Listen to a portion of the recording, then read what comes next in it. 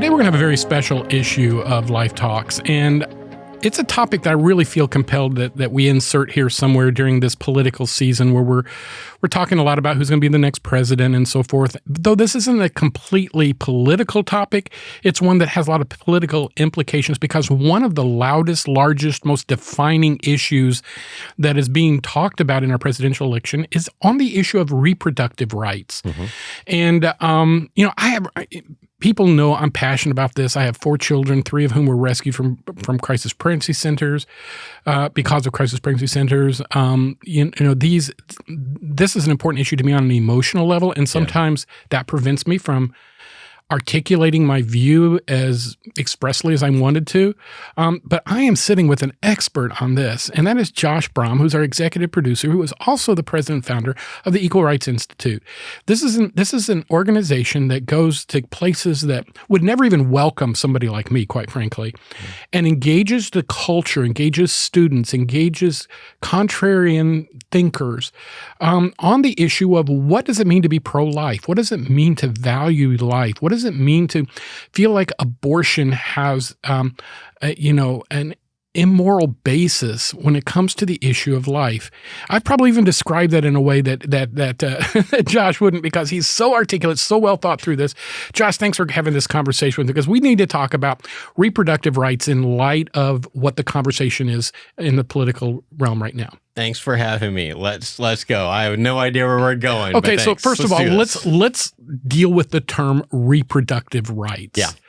To me, that seems like a fallacious title, because this isn't about reproduction. By the time a child is conceived, reproduction has already occurred. Technically, reproduction happened, at the beginning. Yeah. So again, and I overthink everything, but from the very beginning, I just kind of want to stop there and debate somebody. That's not going to be productive. But when we're talking about reproductive rights, what do they mean by that right now? Yeah. So typically, if a pro-choice person is using the term reproductive rights, what they mean, what it means to them is something like maybe even like a natural right to control what they like, the direction of their lives, what they can do with their lives, especially as it relates to their bodies, and not have the government try to control that. And so for them, most people who would label themselves pro-choice would say like they're not pro-abortion. They're not for abortions. I think and that's accurate. Most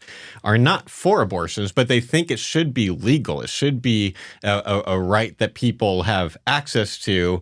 And since that kind of falls under reproductive, I think both sides on a lot of topics use a lot of euphemisms that are meant to be more is to make you want to be more on that side of it, right? Sure. Even pro-life, pro-choice exactly has those. It's really tricky in the end, because I don't like labels, because people are more complicated than the labels that we give them. People are just inherently more complicated than the labels we give them. And yet, as by the nature of like the English language and us having conversations like this, or if I'm giving a speech, like sometimes we do have to use labels, and it's kind of like we need to reference large groups of people. And so when I use the word the term pro-choice, what I mean is people who generally think that abortion ought to be legal. Mm-hmm. And people who are pro-life generally think abortion should not be legal is typically, and there's a spectrum in there. Mm-hmm. And there are different, there's different ways that you can cash that. But for a lot of people who are pro-choice, that's where they're coming from. It is about bodily autonomy. I think first and foremost for them is just like, don't try to control me. Don't control what I can do in my bedroom. Don't control, don't judge me based on your religious beliefs and like me having a different lifestyle.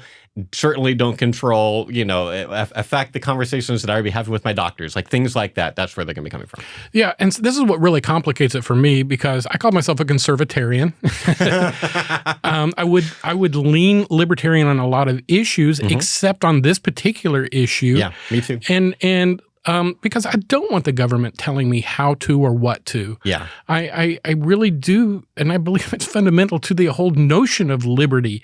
Yeah. And I think we've seen, whether we're talking about the prohibition or we're talking about the war on drugs, and I'm so conflicted about this, when we will do another episode on this, I'm so conflicted about the ability, the responsibility, the capacity of government to be able to legislate things that have at least moral implications. Yeah. So I think it'd be disastrous if we legalized all drugs. At the same time, putting people in jail for 20 years for selling pot seems to me to be also crazy. Ineffective at least. Yeah, when you can go out and get totally smashed. Maybe there's a middle ground here. Yeah. So that's another topic. But as it relates, it is confusing on this issue. Yeah. Until we get to a certain point, which I'm sure you're going to point out. But it's interesting, the people who would be not pro-abortion, but pro-choice, often say, well, the government shouldn't tell me that I must, or carry this child to term or whatever. But many of that political stripe had no problem with saying the government has the right to tell you to get vaccinated, for example, or you can't. And so... And conversely, many of us who would say, I don't think the government should tell me that I should get vaccinated. They want the government to keep you from having an abortion. Yeah. So what is the variance there? What are variables in those two arguments? Yeah. So the way that I've tried to cash this out for people is, especially when I'm talking to people who are more liberal, is to try to explain like why someone like me who has libertarian instincts and thinks that generally there should be fewer laws and things like that. Why would I still think abortion should be against the law? And the way that I've found to be effective is I'll say like, look, I've got friends from all kinds of different political camps. Okay. I've got conservative friends. I've got libertarian friends. I've got anarcho-capitalist friends that I've chatted with. Like that's a whole nother, situation. And almost all of those people, even though they all have like kind of different beliefs about the government, what the government should and shouldn't allow, even my most hardcore libertarian and anarcho-capitalist friends generally think there should be at least a few laws. Maybe not the anarcho-capitalists, but at least my hardcore libertarian friends at least think there should be a few laws. This would be against laws against murder, laws against rape, laws against like assault and battery. And then, most of my libertarian friends are pretty big property rights guys. So maybe a law also against like stealing stuff. But like we're going to at least be able to agree on like those. We might disagree on drug laws, on speed limit laws and like other things like that. But there's something like, why these? Because I think we realize that we should, at least minimal level, protect vulnerable, innocent people from being harmed by bad actors, by people who would harm them. And so that for me is like, even if I think that marijuana should be legal, I can say that I think abortion should be against the law because I think one of these causes a major human rights injustice and one of them doesn't. Like that is a difference maker for me. So it's not that everything that's immoral it should be against the law or something like that. It's like, no, I think, but at least the things where we're really, really hurting people, I think those laws should exist. Yeah. And we would argue that once a child is conceived, that they come with a God-given right to the life that exists even at that moment, that rudimentary moment, correct? Yes, but you don't have to use that phrase if you're talking to someone who's not religious. What would you say? I would say that we believe that it's a being that matters. It's a human. It's a person with equal rights. We use equal rights language a lot in language against violence. Like I believe that the unborn is a human being just like you and me. It's a human person. It's completely valuable. And I think abortion is a conflict of rights issue in the end. That is what makes this so complicated. Yeah, and I think that's why it is high time that some national right to life organization, which right now I have never been more irritated with a group of people than I am those, not you accepted, but somebody needs to start something through the court systems that asks the question: does the Constitution guarantee us a right to life? And if so, when does that begin? Because I think that's the fundamental question. The question has been posed as: do we have a right to end a life, or do we have a right to independent medical? But my question is, on behalf of those who cannot speak for themselves, whether at the beginning or the end of their life, is there a constitutionally protected right of existence? And that has never been decided by the court. That's never been brought before the court. And I think that would settle some of this issue, even if they said, well, you do once you can exist independent, or I don't know where they'll end up with it, whether they'll look for a nuanced or a black and white decision. But I think we're going to continue to have this conflict until that gets decided by the Supreme Court. So that's interesting. So I kind of think the Supreme Court doesn't want to have anything to do with the subject anymore. I think they they are well over it. Yeah, they would love to never touch it again. And so it'll be interesting. Like for them to take up a case that big would be pretty shocking for me, at least anytime in the next decade or something. Yeah, like and that. I think the justices would have to really feel strongly about it to get enough. I think they have to have 5 votes to be able to bring it up, or whatever, or a certain number of votes. Oh no, it's 4, right? It may be, yeah. That may be. I think it's. I'm not a total expert on exactly. Yeah. So, but somebody will Google it and look it up and send us an email, I'm sure. But yeah, but I would just be interested in again hearing the arguments and how that process occurred. I'm as hopeless about legal remedies at this point as I've been maybe in my lifetime. Yeah. But that stated, there are a lot of people who right now plan on voting one way or the other, regardless of how they feel about the candidates' other positions based on this exclusive issue, that they feel like either that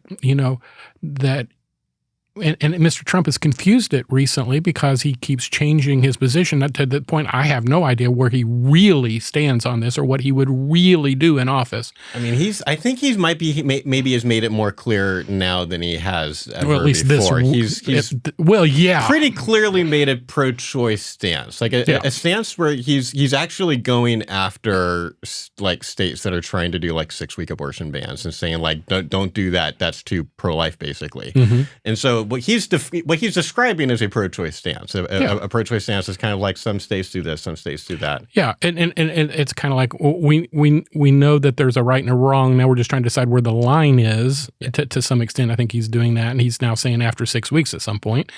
We're saying is no, the line exists by definition. when when a creation has separate DNA, all these things. It's weird to think that a unique living human organism at some point after the time that it becomes a living human organism, that at some point later it gets this like injection of value, of metaphysical value. Mm-hmm. Like it's like suddenly now that you're in the second trimester you're special now, or so suddenly now that you're born you're special now. It's like it just makes less sense to me than just saying like at the beginning when there is actually a separate organism that's distinct from mom and dad. Like it just seems weird to me to say like you're going to become valuable later. Like I think you're just going to be valuable by the nature of the kind of thing you are. Well, even how people who are not necessarily pro-life handle things like miscarriages or birth announcements or whatever. It seems like, many times some of their arguments that defend abortion are thrown out the window. Where it was a blob of cells, now it's my baby. Yeah. So I think I might have a different take on that. I had a really good, and I'll have to find this and we can link to it. I had a really great conversation with my friend Monica Snyder at Secular Pro-Life, who has been open about.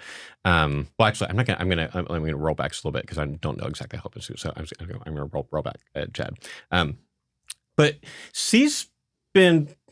She's helped me think differently about this, in that I think a lot of pro-choice people, they will experience, like, they'll have a friend who has a miscarriage and they'll say things that would like seem like that goes against their pro-choice beliefs. Like if they express kind of any sadness. And I wonder if a lot of times it's just them trying to do the most human thing of just like, I care about you. Like, they don't want to try to like, hopefully they're trying to actually like keep their position on abortion kind of separate. Just be like, I want to be like here with you. I think sometimes they don't know how to do that.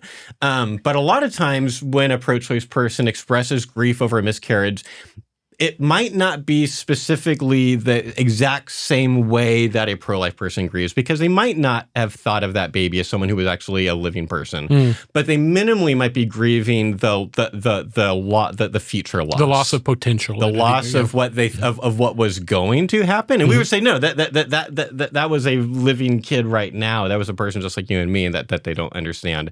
But they would like majorly grieve that, and so it's grief. It might be different. It might be based on some differing beliefs, but there's a lot of grief. So one of the arguments that is front and center, and it's the emotional topic. So they're using emotional arguments. They're using emotional ad campaigns, but it's this idea that having no exceptions for cases of rape or incest. And one that's even, to me, a little more fallacious is that if you have a miscarriage or if you have an ectopic pregnancy, my wife had 3 ectopic pregnancies, by the way. So sorry. So that you would somehow be denied medical care in that moment. My wife nearly died in my arms due to a ruptured ectopic pregnancy.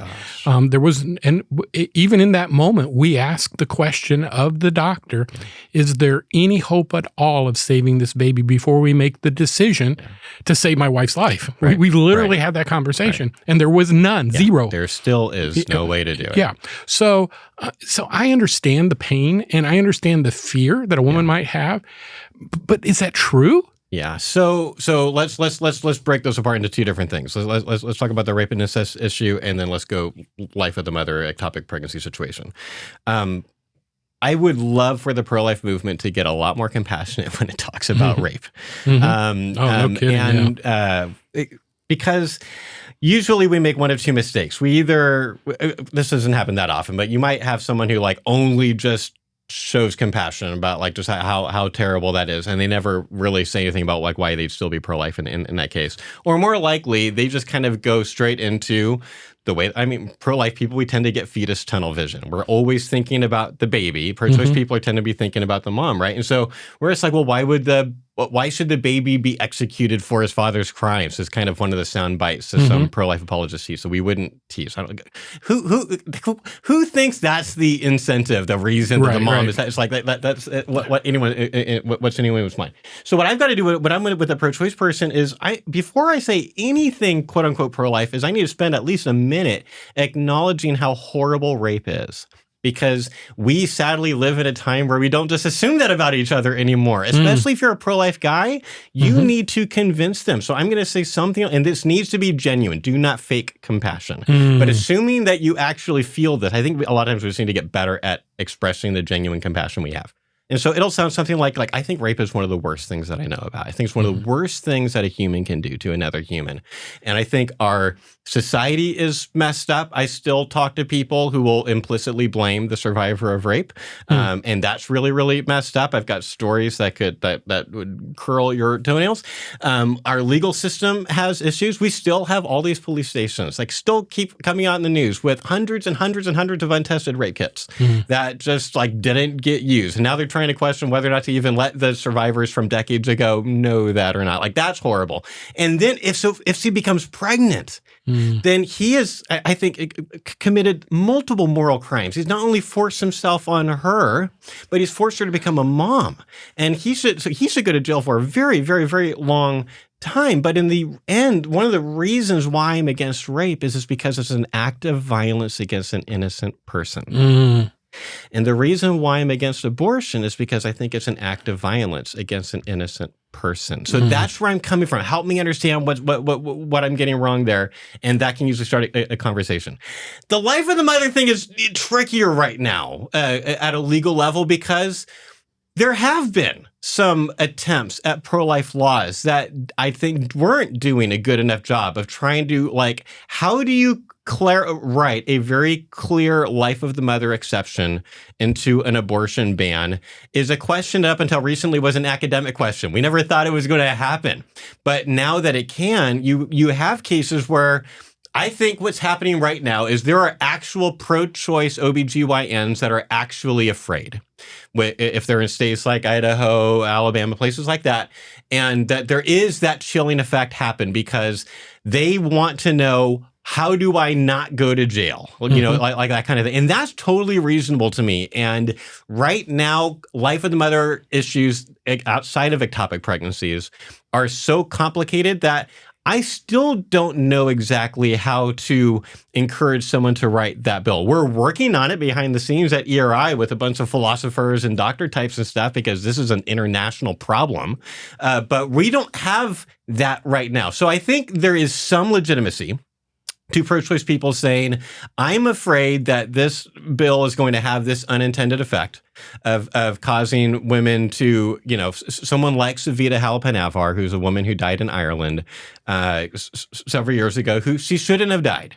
She died of sepsis and she died of malpractice. Like the medical team took too long. But that can happen when you've got a medical team that's taking a long time trying to figure out the ethical thing. So I do think that there's a problem to solve here. We're trying to figure out behind the scenes at ERI how to help it, but there is some reasonable problem there left to continue working on. Yeah, and that also concerns me because this relatively rare, but not, you know, it does happen. Yeah. Situation has been used as a primary motivator that says we have to protect these women. Yes. In the process of protecting these women, however, they have used the opportunity to basically permit abortions up to the time of birth, certainly past the time of viability. So I've got a grandson who's on his way, and we've been praying him to remain seated in the oven since about 21 weeks. And now he's at 35 weeks, 36 weeks. And, you know, the chances of him making to 40 are not real strong, about 15%, because, you know, he's ready to come. And he would live, you know, about a 95% chance of survival if he was born today. So we praise the Lord for that. Yeah. But from about week 24, they said he'll probably make it if he's born. They told us that. They'd given him stuff to prepare his lungs, and they said he'd be in ICU for a while and NICU. Yeah. But many of these laws would permit my grandson at this day to be ruthlessly exterminated, and at the same time he could have been born and lived. Yeah. So, but it becomes an interesting response to one of, I think, the weaker pro-choice views, which is that basically you should be legally protected once you're viable. Like I've had people say something like, well, you know, if you're not viable, if you can't survive outside the womb, then you don't get protection. So you should have the right to have an abortion. But once you can survive outside the womb, then you like you see this even from some intellectual pro-choice. And I was like, I think that is maybe the worst. It's the one moving target. Yeah. It's like you've picked a moving target because it used to be that 26 weeks was kind of considered reasonably viable, and now that's more like 22 weeks. Nothing's changed about fetal development in the womb or how the humans. Well, and without outside intervention, a child that's been delivered naturally, you leave him laying on a rock, or is not going to survive on their own either. Yeah. You know, so the fact that viability can change means like that can't be what makes you valuable. The fact that a pregnant woman could get on a transatlantic flight and go from a baby that is viable to not viable depending on where she lands, that philosophically is a non-starter. It's just not, that doesn't make sense. I think that technological development has been a really helpful thing for the pro-life movement in the last 10 years. Well, we just got started. And as always, with most of our conversations, but I do want to say this to those listening. As you are developing your thoughts on this, and as you're making your selections for about how you're going to vote in the coming election, and by the way, this goes all the way down to state level. The state of North Carolina, we're one seat away from being able to change or not change abortion laws that exist. Just make sure that you're thinking biblically. You think with life in mind, and that you're listening to what the positions actually are, not what the rhetoric is telling you. So there's a commercial out right now. It's got a bunch of 14, 15-year-old girls saying, we can't vote, but we care because we don't want to die and blah, blah, blah. It's very emotional. It's very heart-rending. These cute little girls giving these answers saying, please protect me by voting in the way I would vote if I could vote. Yeah. It's manipulative. I It think really is. It's I think gaslighting. there's two mistakes to avoid here. We were talking about this behind the scenes last week. There's a mistake of not having abortion be a part of your voting decision in November, and there's a mistake I think on the other end of this extreme where it is the only thing that you consider when you decide who to vote for. I think both of those are too extreme. I think abortion is a hugely important issue. It is a human rights violation. It should be part of one of the things that you consider when you vote. I'm not convinced this should be the only thing that you consider when you vote, but it's definitely one of the things you should consider. Yeah. Well, Josh, I always appreciate your perspective because you are definitely on the front lines of the conversation. You've made a difference in my life just having heard you speak on how I address it. So I always appreciate that. To all of our listeners, thank you for joining us at Life Talks. If you have information that we think you'd like to share with us, ideas for podcasts, if you just send those to us at lifetalks@lifecharlotte.com, we'll make sure and we'll read them personally. So as always, it's a pleasure to be able to have time with you each week. Thanks as always for joining us at Life Talks.